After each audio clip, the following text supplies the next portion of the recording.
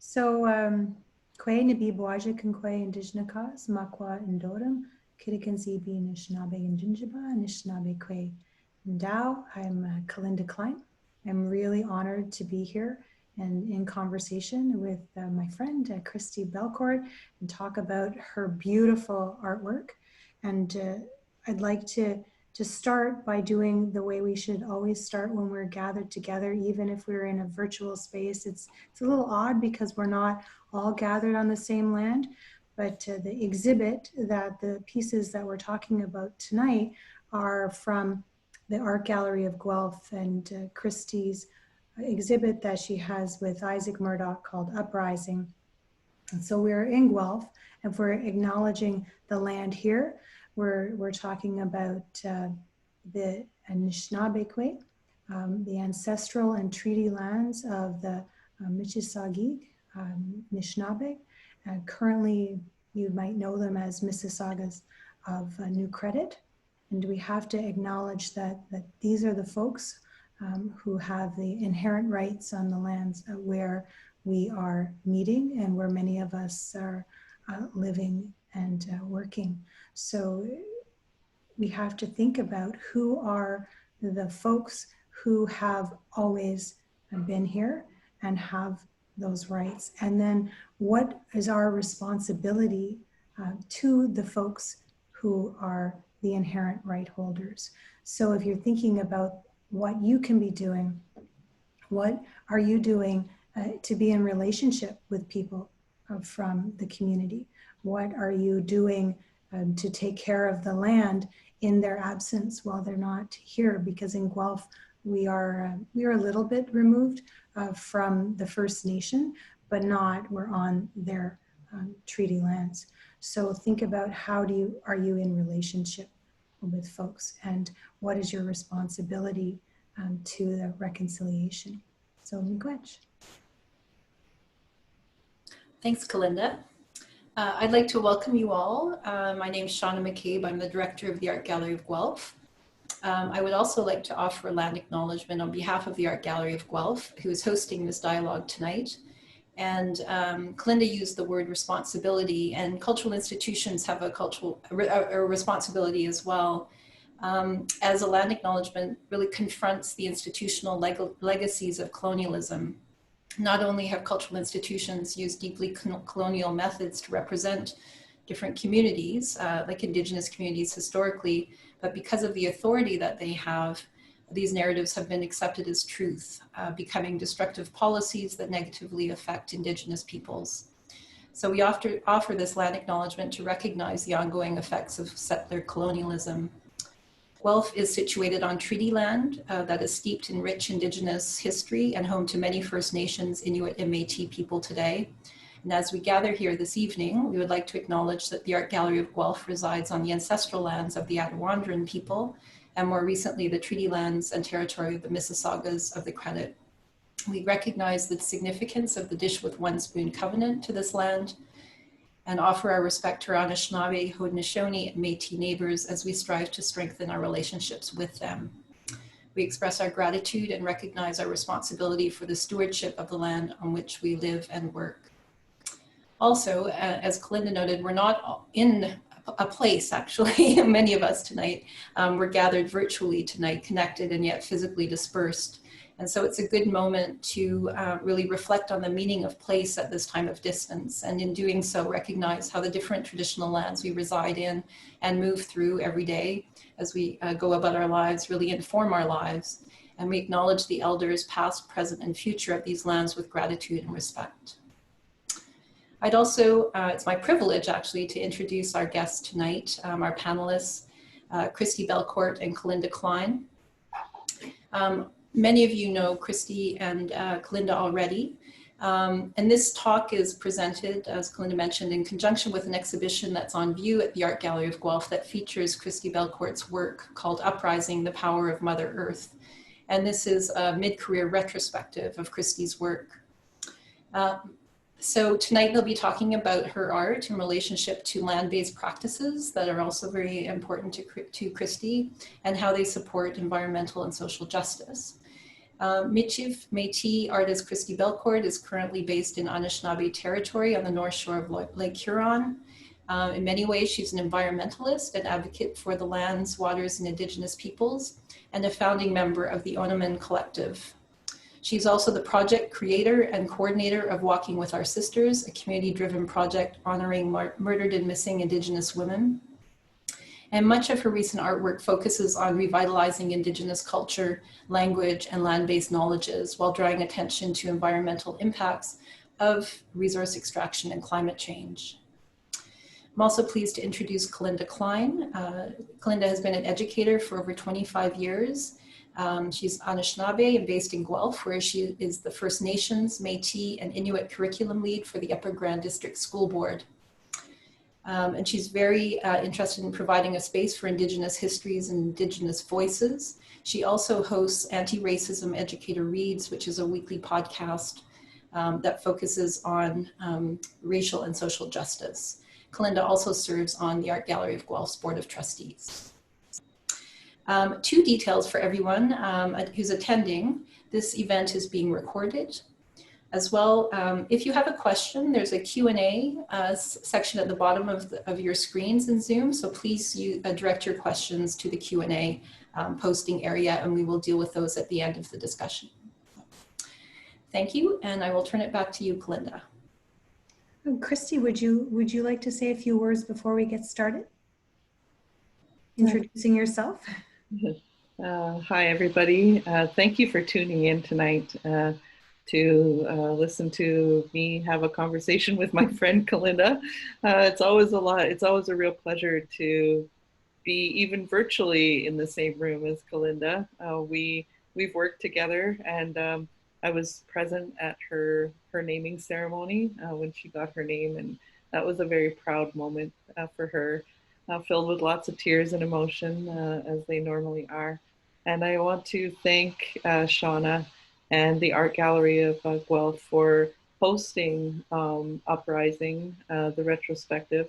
I've seen a lot of people posting and tweeting about it, and I just want to say that I'm really grateful for gallery spaces that are willing to host artworks and themes of Indigenous artists who have maybe some I would say some things to say that don't exactly go along with where the Canadian state wants to move in terms of the environment.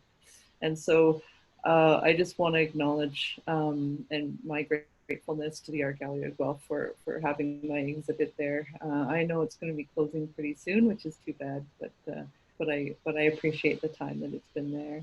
So I'll just leave it there, and then I'll turn it back over to you, Colinda, and we'll start our conversation. So welcome, everybody. Thank you for coming. Yeah, thank you so much. Thank you, Christi. I agree. I'm happy to be in this space, and it's been too long. And how we're going to set this up is have a slideshow of some of the pieces from the exhibit, because we know that people are from all over the place, and so you may not be able to get to the Art Gallery of Guelph. It was exciting for me to see this exhibit at the Art Gallery of Guelph, because I had also seen it at the Thunder Bay Art Gallery, and I love seeing exhibits in different spaces because there's a totally different feel to the pieces, and which ones end up taking center stage end up changing in different places. So I'm going to share my screen right now.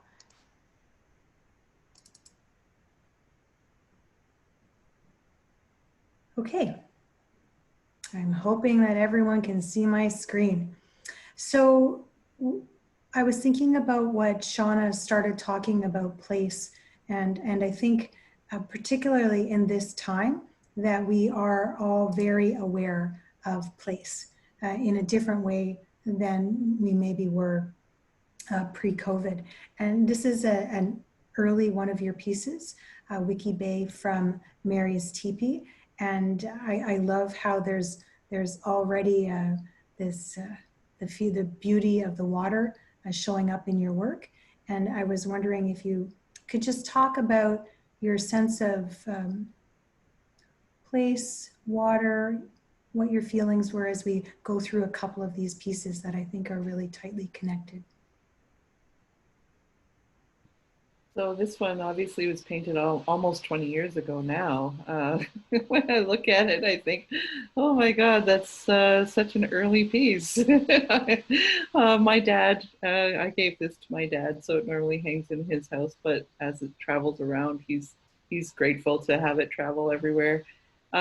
This painting was obviously at nighttime. It was during the powwow weekend in Wikwemikong. And Mary Fisher and her family had a teepee out on the bay, and that's where we were staying. And when I looked out of the teepee, that reflection from the moon onto the water really struck me. I've been, out camping or whatever at nighttime and looking out at water and watching how the moon reflects and follows you everywhere. You get a really intimate relationship with that reflection, I think, of the water and the way that the light dances across it. And as you're there in your own sort of silence underneath the stars, you really feel the immensity of this world of creation, of life, and you also feel very incredibly humbled because you know that we're only here for a very short time. We only get the privilege of being alive, just like a blink of an eye, really, in the long timeline of this earth. And what a gift it is to be able to sit and watch the water and to know that all of that life is in the water and how much life we are given by the water, and to be under the canopy of the stars and to feel that warm breeze in our face. Every moment is really precious. And so when I look at this piece, that just it takes me right back to those moments, all of them, when I've sat at nighttime on a clear night underneath the stars and watched the reflection of the moon.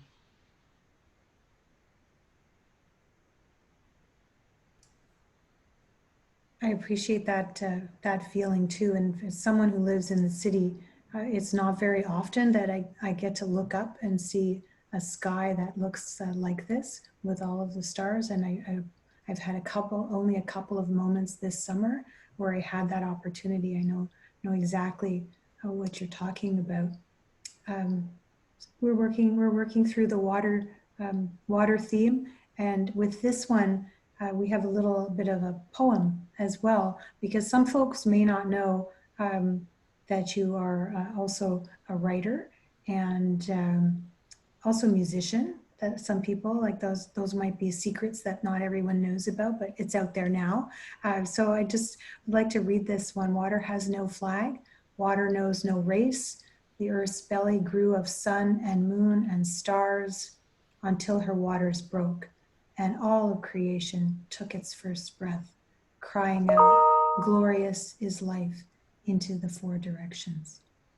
Can you speak to these pieces? Well, as we've seen in the last, I don't know, it's been happening for quite some time. Water work, water walks, water advocacy, and mostly led by Indigenous women who are astutely aware of the importance of water to our lives. Of course, we carry our babies in water in our wombs. The water that comes down from the skies, it recycles up into the skies again and falls down. And there's no drop of water that exists in this world that hasn't somehow made it through everybody's, through everything all the time. We're literally made of water.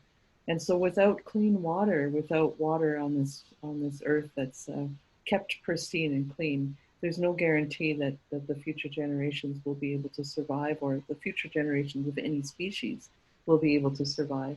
And so we always wonder if the species that are going to be born in the next 500 years or so are going to have clean water to drink when they come out as little babies, the baby birds and the baby bears.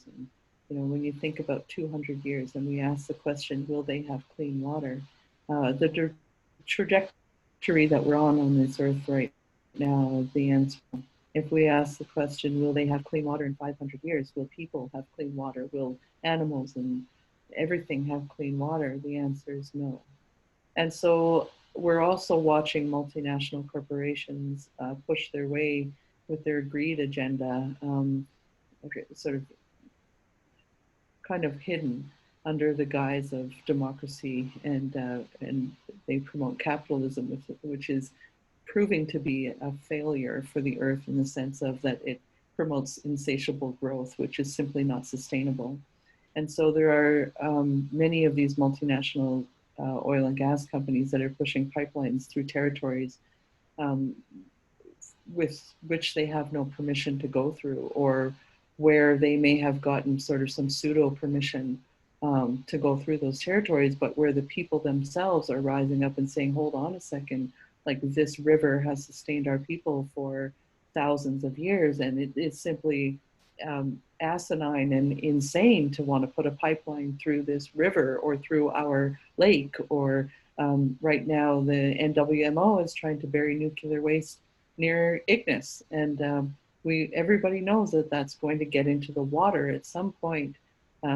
Nuclear waste has a shelf life of 100,000 years. It's unfathomable that they're going to be able to keep that contained without ruining the future. And so Indigenous women, Indigenous people are standing up and saying, no, you can't do this. And it's kind of a David and Goliath sort of situation where we're seeing, these multinational corporations who are backed by governments, who are using and increasingly militarized police forces to force their way through.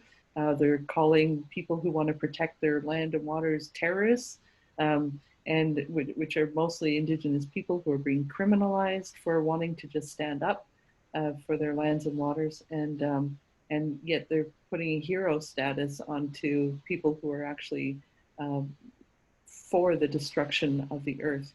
And so there's several pieces that I've done recently along these lines of people standing up for the water, praying for the water, of course, in the water walks, and the people who are doing that work. Spiritually and ceremonially, people are singing the water songs, and there's great stories of historically of our nations, within our nations, of things like people marrying a beaver, or marrying a mermaid, and being taken by the little people and being taught things about the water. And there's serpents and thunderbirds, and there's all sorts of things within our mythologies that tell us that we have a very deep spiritual and long-standing connection to water and the beings that are within water. So this piece in particular, with her carrying a fish, is sort of a nod or an ode to that older way of thinking, which I think is not really old, it's just not really talked about too much, and it should probably be more revitalized in the sense of we have relationships and treaties with species and with other beings that predate the treaties that we have, or that I shouldn't say we have, I'm not treaty, but that First Nations have with non-Native people. There are treaties that Indigenous nations have with each other and with other species that predate those treaties, and somehow we never seem to talk about those. I love the connection here of the woman when she's singing with the drum and into the baby fish in her belly and right into the water. And for me, I have been fortunate to have been gifted the permission to sing a number of different water songs. And so whenever I'm at the water and singing one of those songs, this is the image that comes to my mind. So I wanted to say a big chimigwech for that, because I just love this image. The one other thing that you were talking about that I was thinking I'd like to unpack a little bit more before we move on is this idea that when you talked about capitalism, and that what I don't always see us having the conversations when we're talking about environmental justice and we're talking about racial justice, also talking about capitalism, and that how the connection is so clear, and yet it's not always part of the conversation. Mm-hmm. Do you have any thoughts on that? How do we make that part of the conversation? How do we ensure that that becomes part of the conversation? Well, I think we have to, I think what, what in my opinion, which isn't always right, of course, I think that we have to start to have these conversations in ways that are non-judgmental. We're all caught in this capitalist, nightmare, and where, products and things are wrapped in 3 layers of impossible plastic that will never biodegrade. And we're caught in this in the same way. We can't seem to escape it, and there's a lot of pressure put on consumers, aka us, to stop consuming things that are plastic. But yet there is no pressure put on the manufacturers end to do that.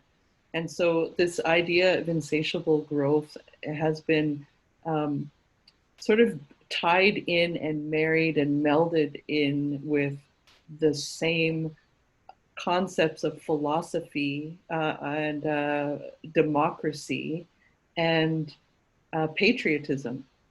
So because it's sort of been tied in with this idea of patriotism and democracy, the minute you talk about capitalism as being a bad thing, people get very defensive and talk about, patriotism and democracy along the same lines. And then they always say, well, what's the alternative? Do you want fascism? Do you want communism? Those are failed. Do you want this? Do you want that? And so if people's imaginations need to be ignited into what can be possible outside of the existing samples that have failed, and this one is failing. And I think in the future, whenever that may be, way down the line, long after you and I are gone, there will be conversations had about how democracy failed, the same way as people are speaking about it in terms of communism right now. And I think that it's inevitable because the earth simply cannot sustain this. And I think that when we're talking about capitalism, it really is one and the same with democracy in the way that it's all been tied together. And unless people are able to unpack that and untangle it for themselves, both of them are going to go down together.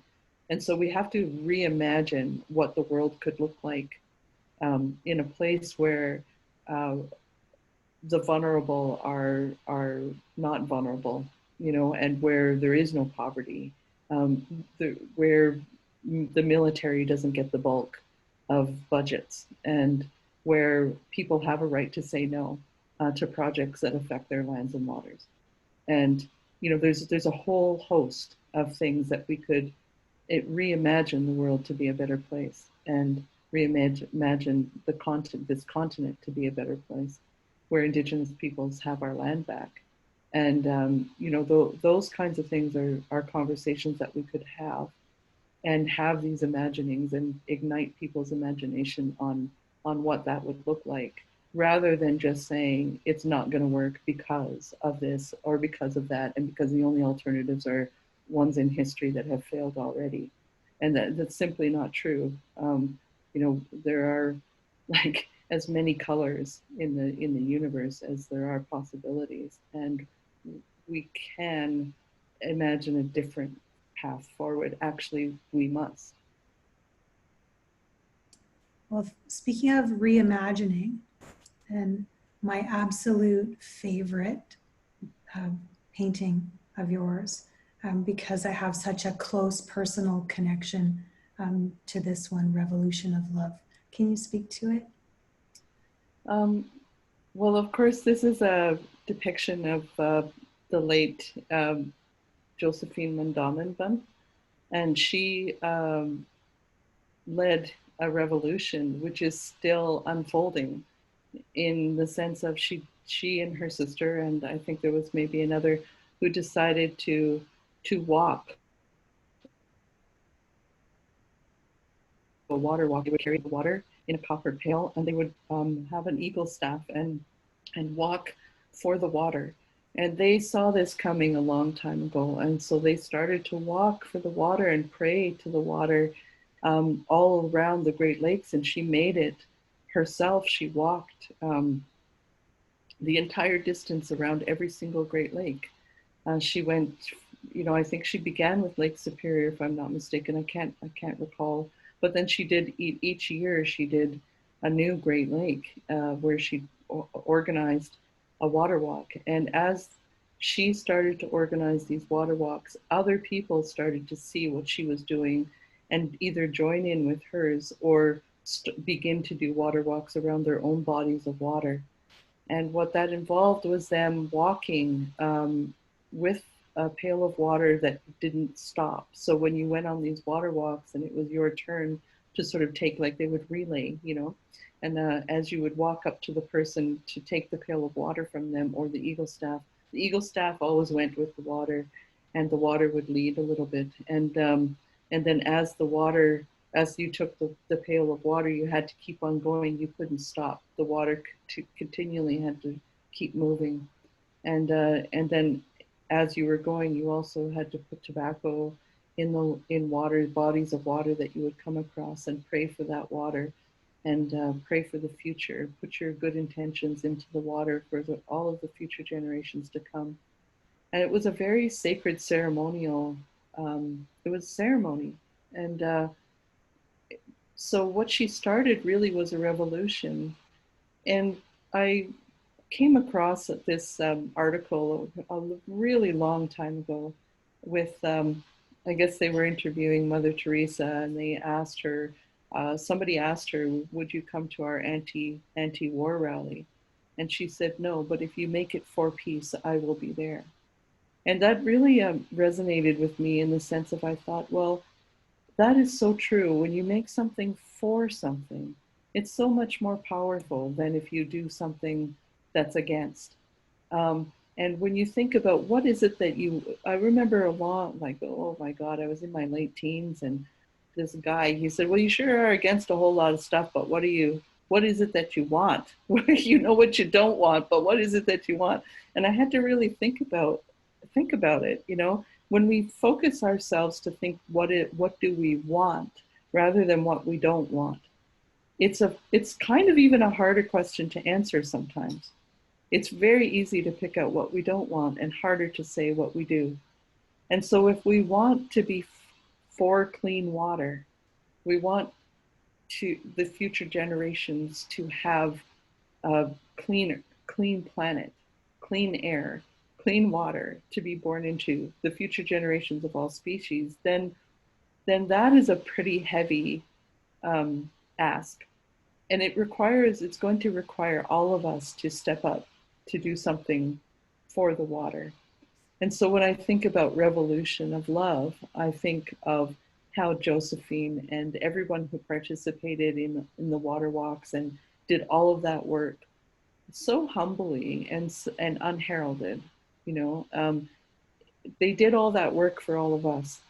And now it's our turn and our responsibility to pick that up and to continue it on. We have to do this because the young people in this world are saying that they have no hope. Young people are saying that they don't see any hope for a future and a planet that's going to survive. That is completely shocking. You know, anyone who's my age and older never had to have that heaviness of that burden that they had to carry. When we're thinking of love, you know, when you watch anything, like any documentaries on the oceans, and when you go out onto the land yourself and you stand by a body of water, everybody in this world has little spots that they love, you know, little private spots on this earth that only they kind of know about, and it's a place that they really love to be. And we think about all of the love that mothers have for their children and have put into their children. We think about the love that the spirit world has for us. We think about all of the love that's going around the world. Well, it's a revolution for love, and it's a revolution for the future. that we're in. And when we think of it like that, then the fear kind of goes away and the anger goes away. And I often think about energy and how, you know, if we're engaged in fear over the future and engaged in worry and stress about what might be the future, then that's the energy unconsciously maybe, and that we're unintentionally putting out into the world. And so it's important to refocus our energy into being for something that's positive and to manifest that feeling and that energy within us to be able to put that into the world to counter all of the hate that's going on. Because right now that hatred and that negativity and all of the awful things that we see are kind of taking over. And so we need to find an antidote for it. And oftentimes the antidote is the opposite of what's happening. And so we need to refocus ourselves into having positive thoughts and putting intentionally, like with our minds and our good minds and our hearts, to put that forward into a way that leaves something for the future generations. But it also requires work. And Josephine showed us that. She showed us that it requires people doing the work. And it's not easy to organize water walks. It's not easy to walk around the Great Lakes for days on end. It's not easy to make sure everybody has a place to sleep and that they're taken care of and there's food and there's water and people are not getting sick or stressed out. And all of that work, it requires all hands on deck now for all of us. It's not sufficient. It's not good enough for us to sit back and not engage. The young people are telling us to do it, that they want us to do it. The earth is requiring us to do it. There's animals that cannot speak for themselves, that need habitats and homes, and they need protection. I walked with Josephine on one of the walks, the one where she was going down the St. Lawrence and heading this way. And I would say one of the most beautiful moments for me ever would have been the moment where, because as you said, the water doesn't stop and it can't stop. And so I was walking with someone else, a man who was carrying the eagle staff and I was carrying to the bucket. And as it came to our relay turn, he had stepped away for a moment. And so then I had to take both and carry them. And it was like being wrapped in love, what you were talking about that. And it didn't feel like work at all for me because it was so important. And that, you know, when something pulls on your heart, that it just doesn't feel like work. I could have walked, I felt like I could have walked for days at that exact moment. And so every time I see this particular painting, I think of that. I think of all of, like you said, the hard work that's involved in doing, orchestrating something like a water walk, and it's all done out of love. And I love too, from this particular painting, how you pull in different things that folks who have some of their teachings are going to pull more out of the painting than maybe someone else might. And so for me, that's really beautiful because there's so many different layers there.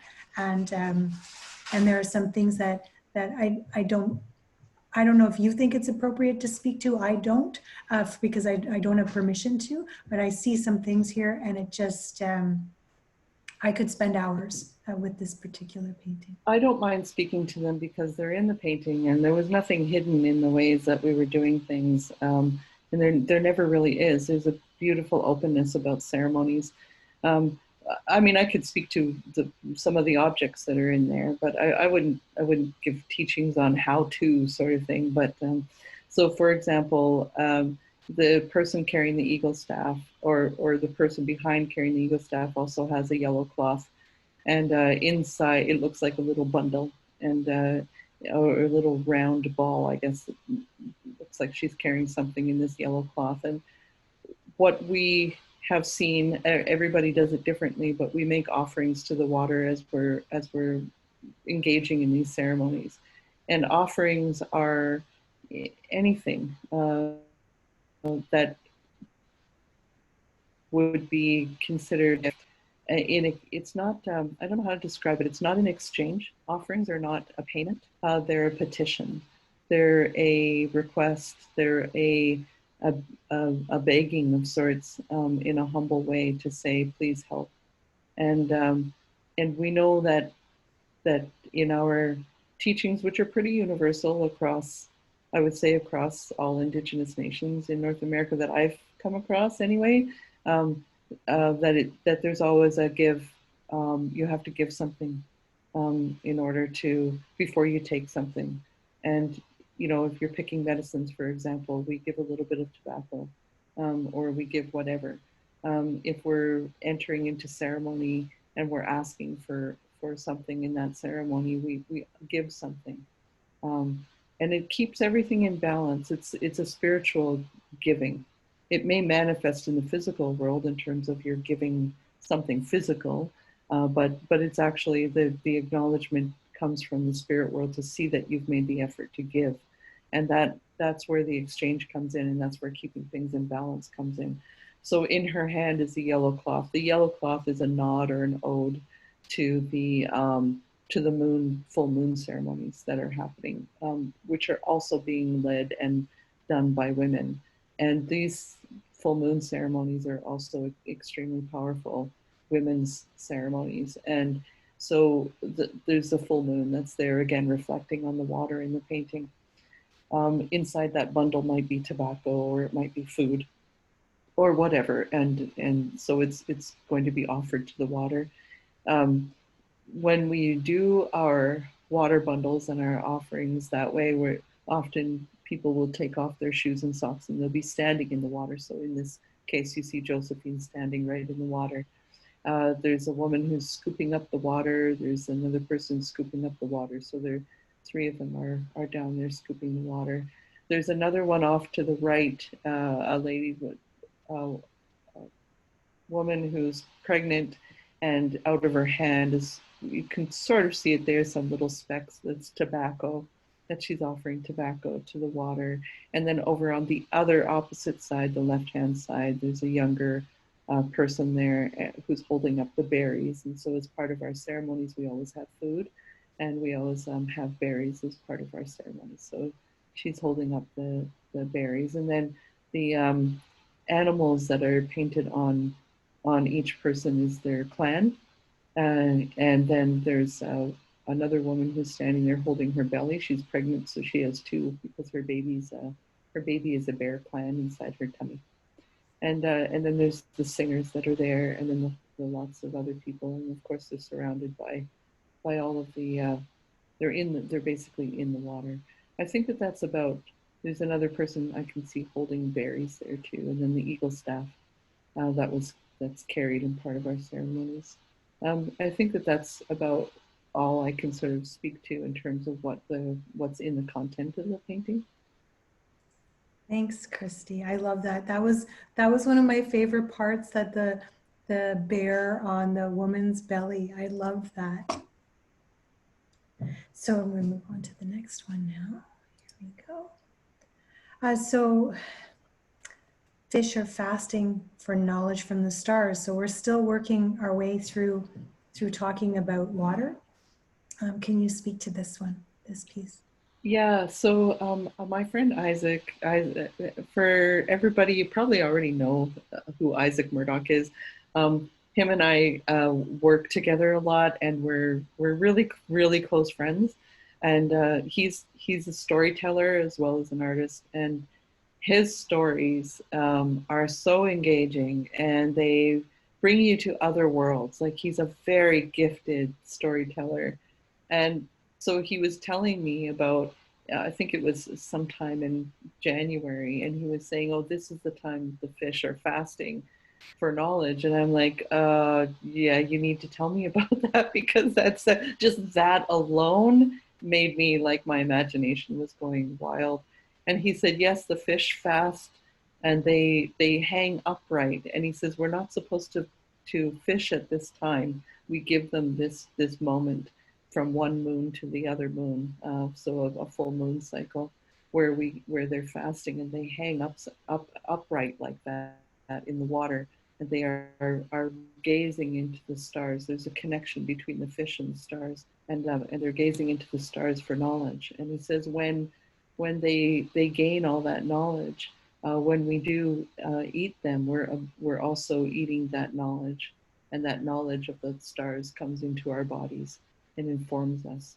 And it was just a, to think that the fish fast for knowledge from the stars is such a, I don't know, it's a perspective and a window into a different way to see this world, and a way that is so important to not forget the magic and the mystery, the great mystery that is here, that surrounds us at all times.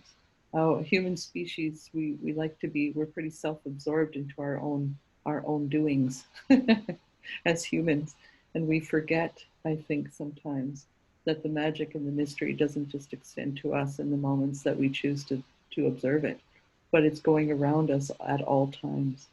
That we are literally on a ball of water that is circling around a ball of fire out in space. Like, we should all be in awe, really, that there's so much more here than we will ever know as human beings. There's so much more in this earth and on this planet than we will ever understand. And so we need to believe in that magic. We need to believe in the little people. We need to believe in the spirits that surround us.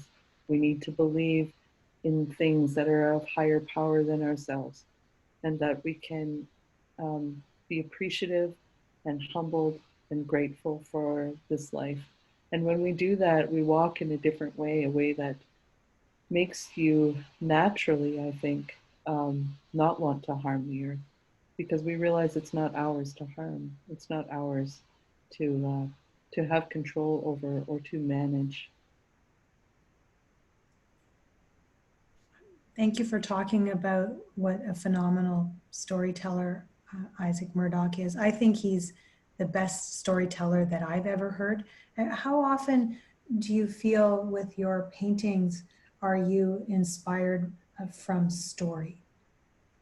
I don't know if I would say often. It's really hard for me to gauge. There's been a few paintings that have been directly sort of riffing off of some of Isaac's stories that he's told, and I think he's probably done the same with me. I'm not a storyteller, but I'm sure that I've influenced him sometimes, and so I don't know really if there's any that are directly off of stories in a way that this one is. Yeah. So this one, we're looking here, this one, the detail is just phenomenal. So we're looking at all aspects of the environment in the composition of this painting. And this is, certainly before I actually had met you, this style of your work is what I had associated with your name. And I'm wondering if you could speak to that. Yeah, there's a lot I can say about these kinds of paintings. So the one behind me here is about, I think it's about 8 or 9 feet wide by about 6 feet tall. And so this painting is a mirror. It's the same, approximately about the same size, maybe a little bit smaller. And it's, of course, done in dots. People know that already, to emulate beadwork. And so the symmetry in paintings like this that I do on black comes from a very long history of what our ancestors, our grandmothers, our aunties, all of the beadworkers in our families and in our communities, in our nations left us. So Métis people have a very long-standing connection to floral beadwork as a part of who we are in terms of our cultural inheritance, I suppose. And a lot of times the things that were beaded were items that people would wear, and what we would adorn ourselves with. And so that might be a moss bag that's made for a baby. or it might be a jacket or a vest. It might be a bag of some sort. So moccasins, of course, mucklucks and things like that, horse blankets and dog blankets, and everything was adorned with beadwork. And so the when people were making their patterns, of course, they would make two sides to match. And so a lot of the work that I do now is sort of emulating that symmetry to sort of pay homage to the traditional beadwork um, of my people. And with the black, it's also when trade cloth was introduced, and there was a lot of black stroud, wool stroud, or something. Sometimes it's called Melton. There was a lot of black and deep blues, and mostly black and some reds. And that cloth was so highly prized by people because it was warm and it was sturdy, and people would use it for all sorts of things. And also the beads the colors would just pop off of that black. And so women really like the black with the beads on it. And I know within Anishinaabe tradition, these floral designs and the idea of using black and the same similar sort of like bright colors on the black is also a tradition, and it was a kind of a artistic tradition that crossed over into many different nations, Indigenous nations. And in this painting, there's about 200,000 dots, I believe. And so I'm painting it in acrylic. It's acrylic on canvas. And what can I say? It's titled This Painting is a Mirror, because I want people to reflect the beauty that is within themselves, that they are the earth and the earth is them. And so when they look at the painting, I want them to see themselves. So when I see people, I see the beauty that's within them. I see the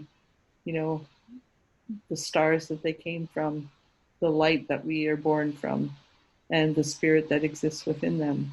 And all of that is all part of the earth. We are all really just one. Everything is interconnected. There's not, when we think about, they talk about biodiversity, and they talk about ecosystems, and how everybody was watching that thing on mushrooms not long ago, how the mushrooms are communicating, and there's underneath with the root system and all of that. And when you think about the earth is sort of living, breathing, it's a living, breathing organism, and we are simply on this earth, and everything is all connected. We are all part of this living, breathing planet, and there's nothing separate at all. And so we are literally the plants. We are the water, and the water is us, and the plants are us. That's a good segue into this one too. The detail is just so spectacular in this one, and I love the way the colors pop on this cream color background too. So I'm wondering if you could speak a little bit to the honoring my spirit helpers. Yeah, this is everybody. Well, in my belief anyway, everybody has, their grandmothers, their ancestors, other maybe spiritual beings that are around them that give them a hand, sort of silently, as little silent partners that help you out, kind of thing.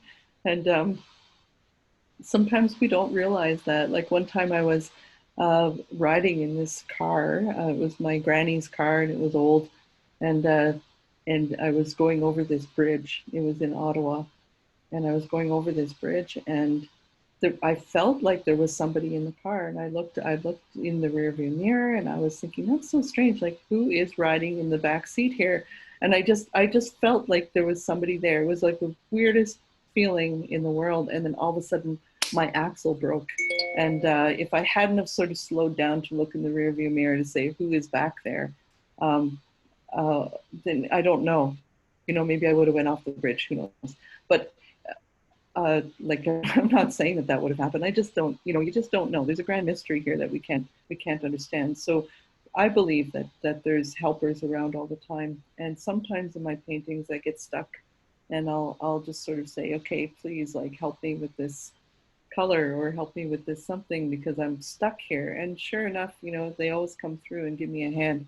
So I don't do that often, but so I wanted to make a painting that honored them. And um, this painting is pretty large. I think it's about 7 feet tall by about 12 feet long, if I'm not mistaken. Um, and there's a much longer story about the muskrat, you know, in creation. It's a creation story. And then there's also the seventh generation midwives purchased this, and so they like it because the roots look like the placenta on a womb, and they um, also the stones are like sweat lodge, and then that dome is almost like a sweat lodge. So there's a lot sort of references to spiritual or ceremonial practices here. And then that little perch that's in there I put her in there because I was out fishing, and I I I caught the perch, and I didn't really mean to because I was going after walleye, and when I tried to take the hook out, it like anyway it was not good. I was going to put her back in the water, and it ended up she died. So I put her on the water anyway, and all of a sudden this massive eagle, like this wingspan was so huge, it came flying down and just scooped up that perch and went and sat up on the tree up by the shore and just started eating the perch. And I was thinking, well, I'm so glad that this fish was able to nourish an eagle. And so then I decided to put her in the painting to like recognize her life. Oh, that's beautiful. That's beautiful. So that led into when you were just talking about the fish again. The detail on this one is just spectacular, and it almost feels like the Australian, like a acknowledging the work that Australian Aboriginal folks do. Mostly, I think because of the colors that are on there. Is there anything specific you'd like to talk to us about this one? Yeah, a lot of people say that, but that was really unintentional. It was not what I was meaning to do. But I suppose that it just ended up doing that, because of the dots and stuff, and that's pretty cool.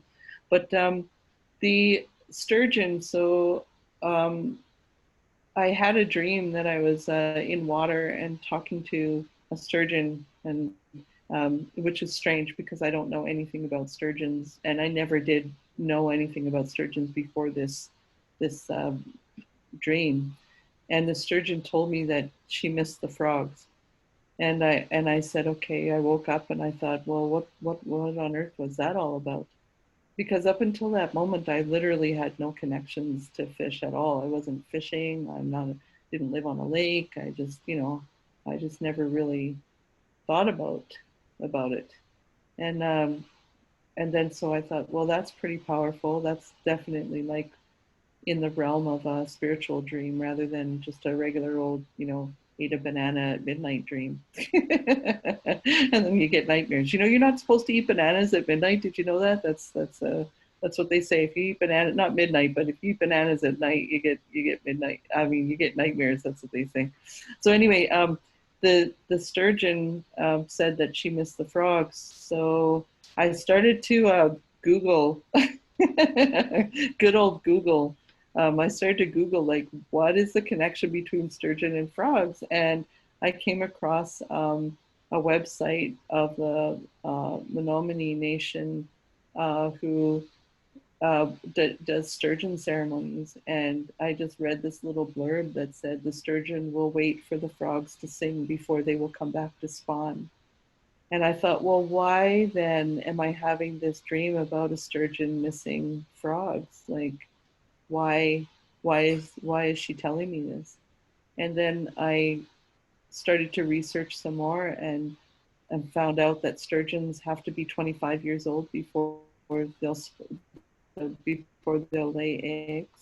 That they have to have clean water, clean shorelines to lay eggs in. They won't lay it where there's been development or disturbment of the disturbment. Is that even a word? Anyway, where the shoreline has been disturbed, and they won't lay eggs in dirty water. That most of the rivers that sturgeon would swim back to spawn in are blocked from dams for hydroelectric projects. And most of those rivers do not have fish ladders that are big enough for sturgeons to get back. And so they continually, through their ancestral pull, I guess, want to return to the places where they're supposed to lay their eggs, and they're not able to. And I also heard that wherever sturgeons, I guess, habitats have been destroyed, it's also coinciding with where frogs' habitats are and are being destroyed.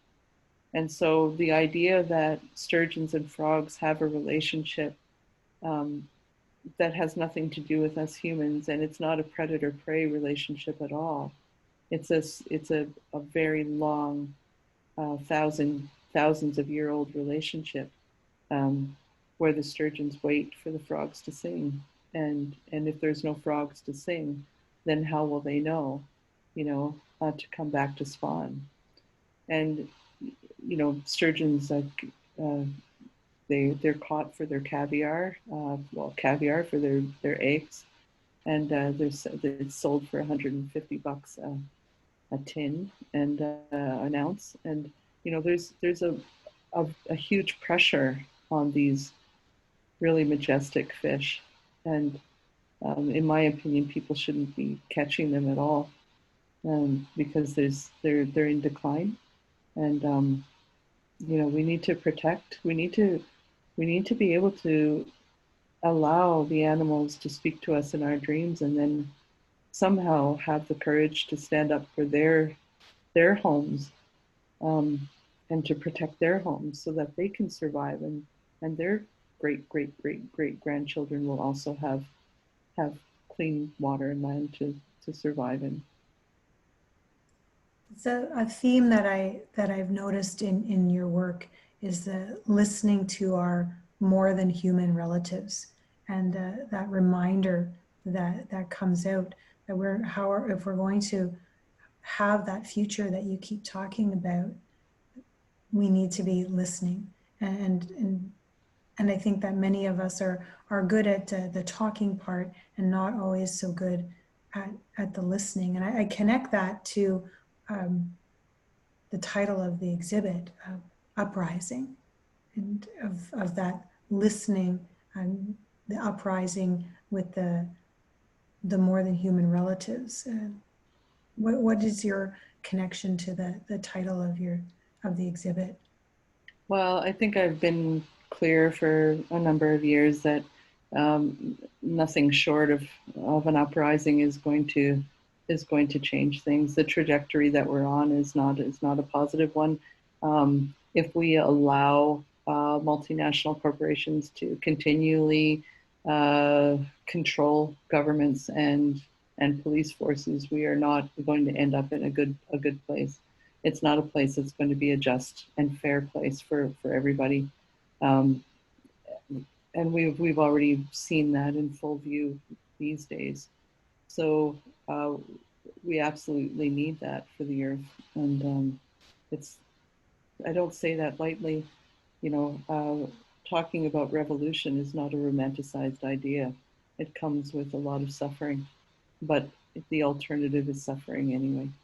And so, like I was saying, we have to reimagine a future and work towards that and be courageous enough to stand up for that future that we want.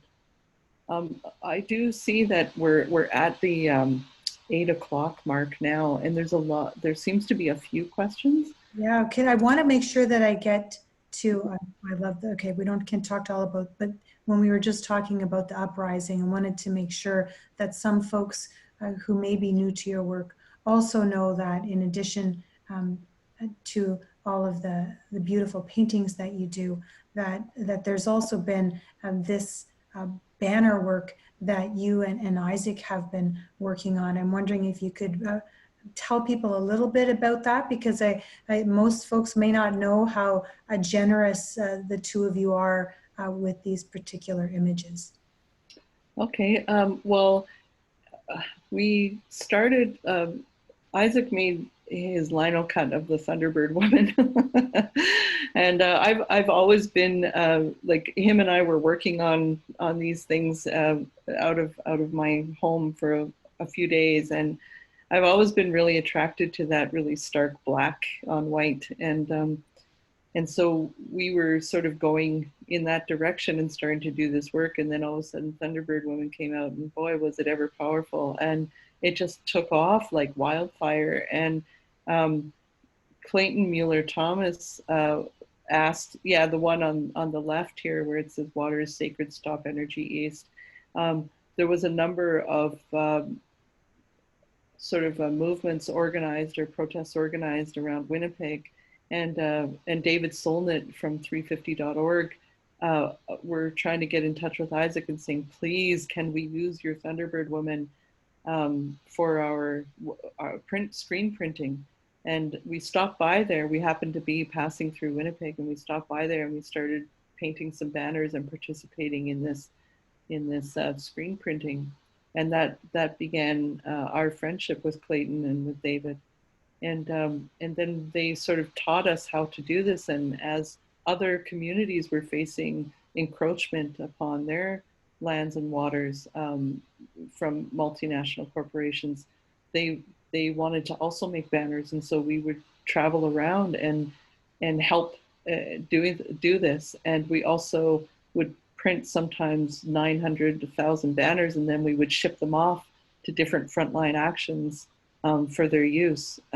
We've never charged anything for any of this at all. We've always done this work as a service to the community and to our I guess our nations. And we've also offered our images online for free, copyright free. We don't want any names on it. We don't want any sort of recognition or anything. This is about us all fighting together for the same cause, and we have to do what we can to contribute. And you know, we started this conversation talking about capitalism, and I think it is important for artists to copyright their works, and naturally they have copyright over all of their works. The minute that they do their work, they own the copyright. Such are the copyright laws in Canada. But I also think that there's a lot of room for us to be able to share without worrying about, you know, when it comes to this kind of thing. We have to be able to like organize and unite without worrying about if somebody needs recognition for their artwork, because it's not gonna, it'll slow things down. You don't need anything when you're trying to organize to stand on the front lines for an action. You don't need any sort of things coming in your way. And so Isaac and I are really happy to be able to just say, go ahead and use them if you want to use them. You know, like put whatever messages you want on there, tailor the messages to your own community. We're redoing the website now, but we're going to put it back up under onamancollective.com and under our banner folder, and they're there for anybody to download. You can take them, use them for whatever actions you want to protect your lands and waters where you're from. Even change the language. It doesn't have to be, you can wipe out what it says on there and put it in a different language, whatever language you want to use them for. So we're happy to have people use all of our images for free when it comes to water protection. And we also lend our images out for people to do their own fundraising for their own actions, because it costs money, you know, to get the materials and to be out there. Sometimes people need to be taken care of in terms of food and water. You need to, you know, have some money to do a little bit of organizing. It's not much, but sometimes people need to raise some funds to keep going. And so we lend our artwork for people to make t-shirts and sell them and do all that kind of stuff. Thanks. We can put it over to the questions now. I wanted to make sure that everyone knew that, because it's such a gift to all of us. So I'm going to turn it over to Shauna to manage the questions for us. Hey everyone. Okay, so we have a few questions, a lot of very just super positive comments, Christi, about your work in the exhibition, and we will make sure that you get a copy of these comments as well after the webinar. But some questions. Someone has asked, Debbie Reynolds has asked, I saw the exhibit today. With the piece called Harvest, I noticed that the crows are outlined in red and other birds in blue, and I was wondering what the significance this serves. None. It's purely aesthetic. I just liked it. And sorry, there isn't any more deeper answer than that, but there isn't. The Fish and Stars work, Debbie would like to know, could not find your name on this piece. Just wondering if there was a reason that you did not sign. I didn't sign it? Really? Okay, well, that's I didn't know I didn't. Thanks for pointing that out. So E.M. Williams, I love your work in its own right, and I very much admired your collaboration with Valentino and the idea of art being wearable. Would you ever consider collaborating with high-end designers again, or indigenous designers here in Canada? And forgive my ignorance if you have already done so.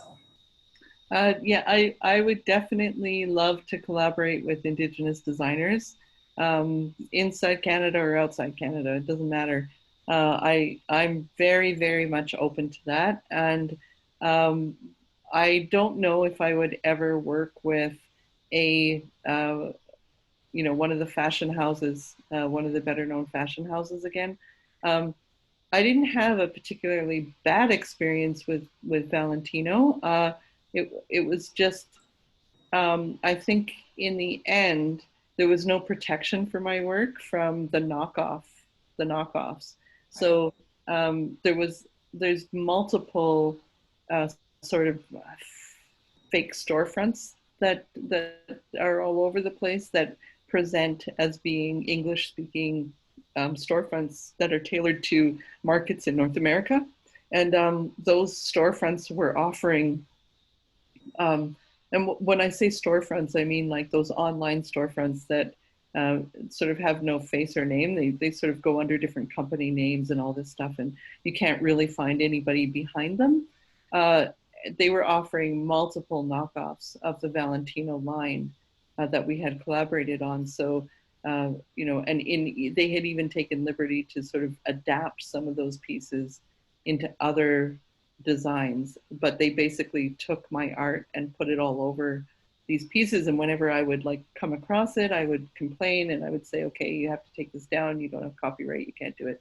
And they would take that down on one site and then it would pop up on 3 other sites. And so that issue was the one that was discouraging. And Valentino was, like me, I guess we put up our hands sort of like, well, what can we do about it?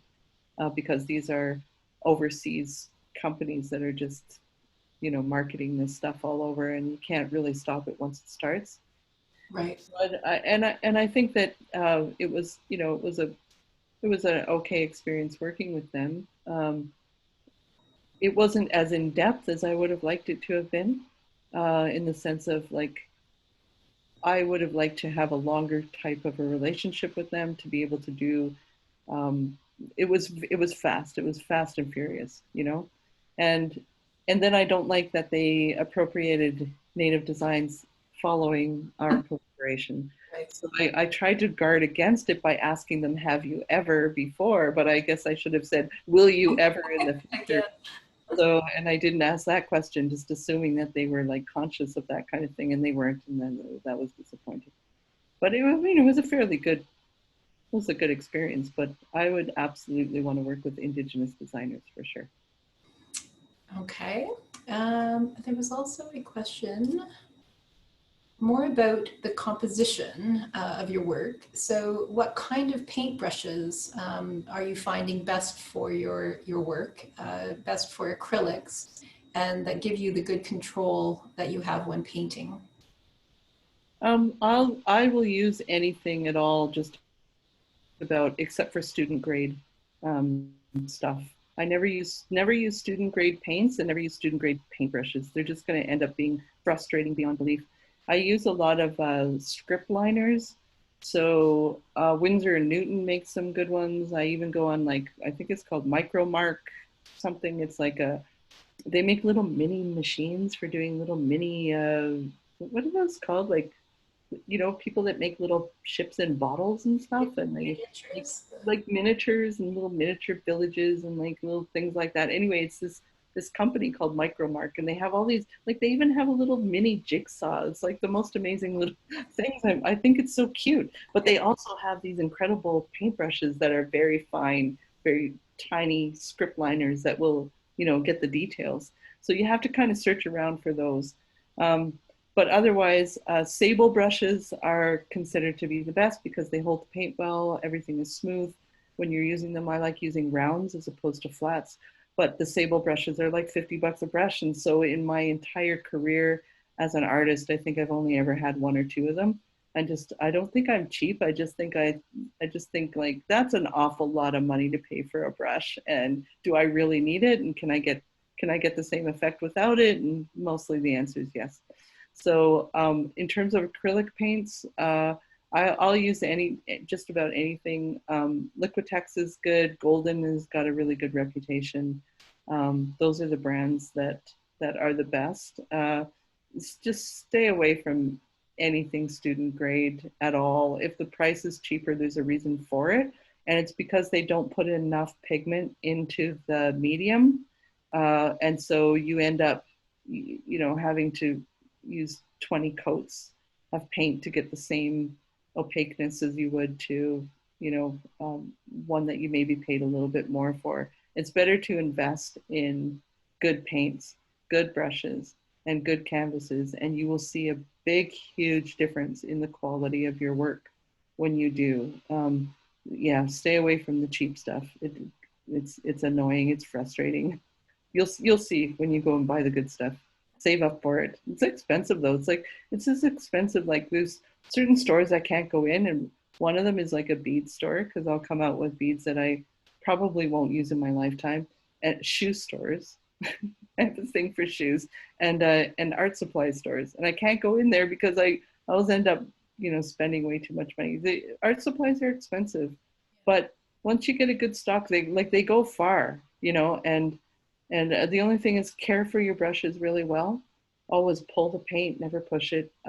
Try not get your ends all fringy. Once they sort of fray, they're no good anymore. Unless, of course, you're doing sort of rougher work, and that's your style. Okay, I had just one question. I know Colinda also had this question, more or less.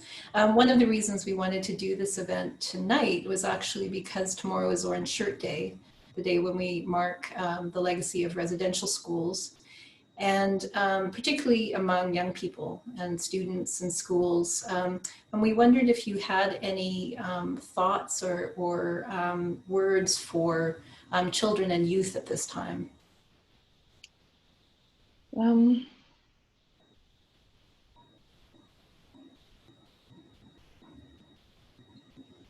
I think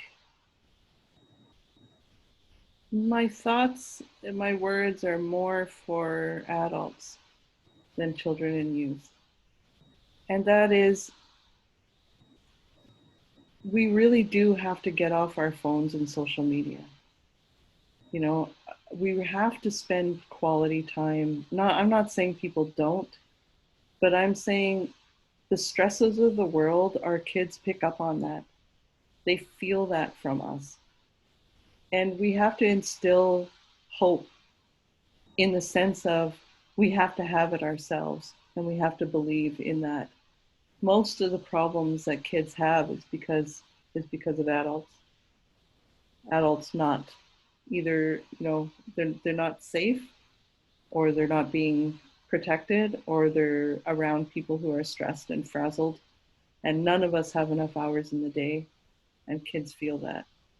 So my message is mostly when you're around children and you're laughing and joyous and they're safe, and that's what kids need and able to tackle on the problems that will face them.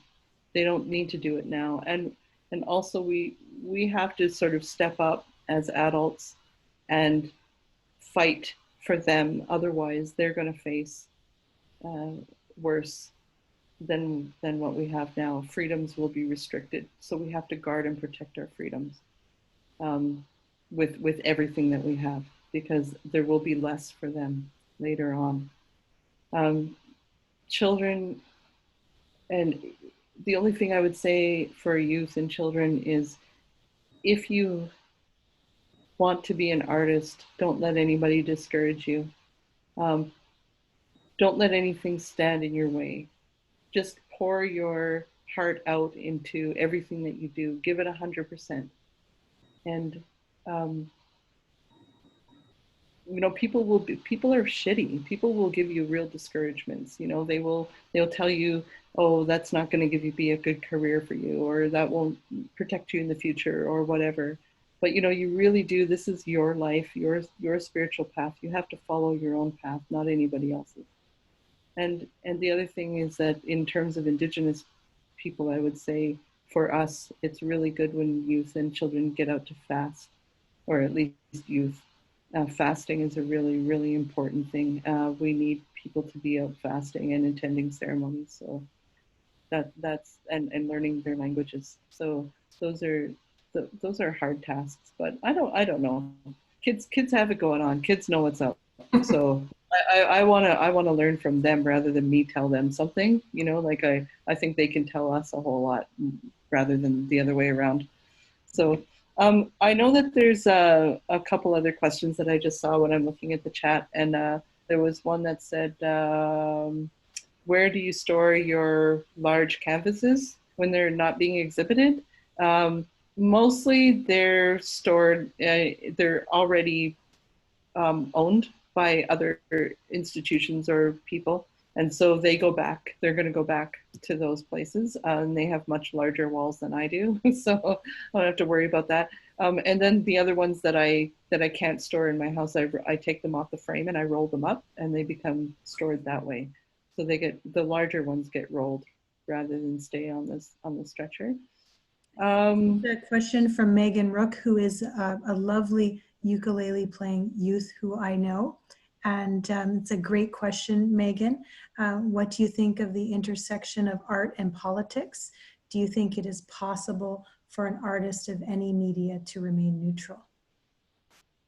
I think it's possible for anyone in any vocation to remain neutral if they so choose. And many artists do.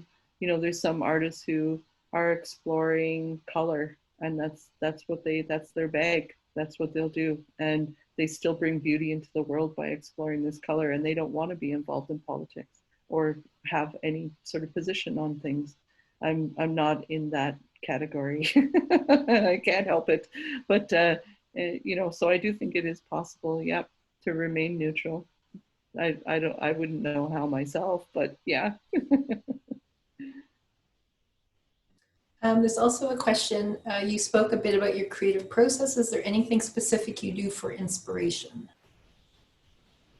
No, I mean, I have a lot of ideas that I will never manifest in my whole life. I will, never be able to fulfill the amount of ideas that I have. And so inspiration comes in all sorts of forms. Sometimes it's a reaction to something I don't like, and sometimes it's a reaction to something I do.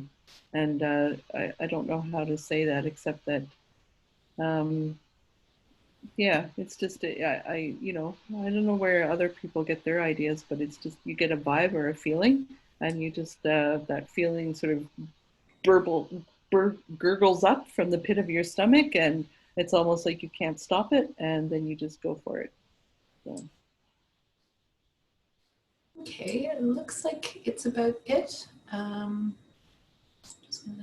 Any questions, Colinda?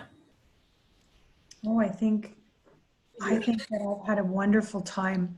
What a lovely Tuesday night opportunity for me as well to be holding a little bit of space with you, Christi. It's been great listening to you. I'm feeling inspired this evening as well. I'd like to thank you both, Christi and Colinda, for being here, for having this discussion, and just very grateful for your generous and thoughtful words tonight, and the inspiration. So I think a lot of people have noted in their comments how inspiring you are, and I would say both of you are actually. And I would recommend everyone check out Colinda Clyne's book club, Anti-Racism Educator Book Club. On Wednesday evenings, and it's a great content and great conversations there as well. And with that, I will say good evening to you both and to all who attended. Thank you very much for being part of this. I will share all of the comments, as I said, with Christi, so she has all of that. And we will be sharing the video as well. And we will make sure it gets to educators as well, through Colinda in particular, because it'll reinforce the education package we've already created around this exhibition. So, thank you all, and have a great night. Okay, thank you so much. I really appreciate this. And if there was any questions that we didn't get to, I apologize for that. And I just want to say thank you to everyone who tuned in, and of course to Colinda and Sean. Thank you so much. Yeah. All right. Take care, everyone.